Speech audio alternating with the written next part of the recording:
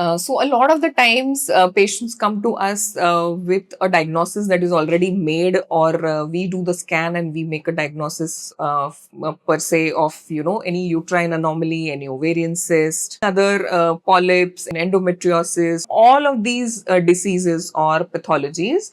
The most important intervention that we do as gynecologists is laparoscopy, whether it is diagnostic, whether it is therapeutic, whether it is for excision, or whether it is just a second look surgery kind of a thing, wherein you want to see whether your tubes are functioning fine or not, which we call as diagnostic laparoscopy before any fertility procedures. So how do we do the laparoscopy? There is a lot of confusion, there is a lot of anxiety in people's minds. What do you exactly do in the operation theater when you are talking about a laparoscopy? So just to simplify, there are two things. One is laparoscopy and one is hysteroscopy. So scopy, in essentially, it is a meaning that we put in a small camera through a tube like structure in your uterus or in your abdomen. See, laparoscopy is when we put in a camera through a scope in your abdomen and your pelvis region. And hysteroscopy is when we put the same camera through a tube inside the uterus through your vagina. So if it is a simple hysteroscopy, there are no stitches involved. The entire procedure is done through the root of vagina. So there are no stitches externally seen, and there will be minimal to no pain post procedure. If it is laparoscopy, then we take the help of 2 to 3 ports. Essentially mean that it is a way to put in the camera and the instruments from the outside to the abdominal cavity. So first and foremost, we usually put an umbilical port. That is 5 mm or 10 mm depending on the pathology, depending on the procedure. Usually we put in a 10 mm scope for any procedure.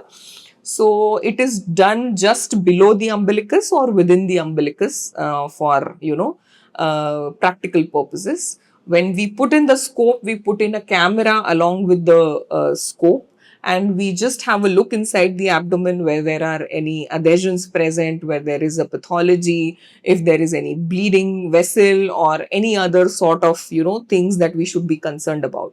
When we have a look around with the camera, we decide to put in the second and the third scope. Sometimes we might require to put a fourth scope as well, but in very, very rare circumstances. So usually laparoscopic surgery is done through 3 ports more often than not. The first scope is put through the umbilical port, and the rest of the 2 ports are used for instrumentation. So instruments that we use in open surgery are of course converted into instruments of laparoscopic surgery, and with the help of those 2 ports of instruments and 1 port of camera, the entire laparoscopic surgery is finished. And if at all there is any external complications involved, so suppose there is an excessive bleeding that happens, sometimes a vessel that we are unable to cauterize, or a vessel that is excessively bleeding intra-op, or for some any other complication, the laparoscopic surgery might be required for us to convert into an open surgery, but extremely rare situations.